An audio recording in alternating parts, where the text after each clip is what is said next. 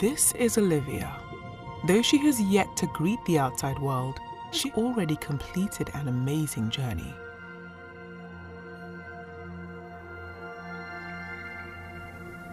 This is the moment that life begins. A new human being has come into existence.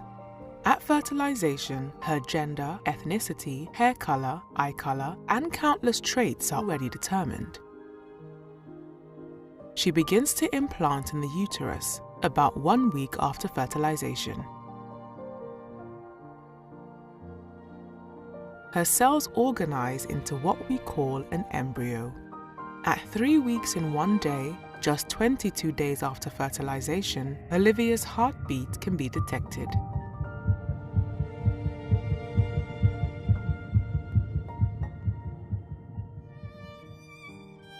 The buds of her arms and legs appear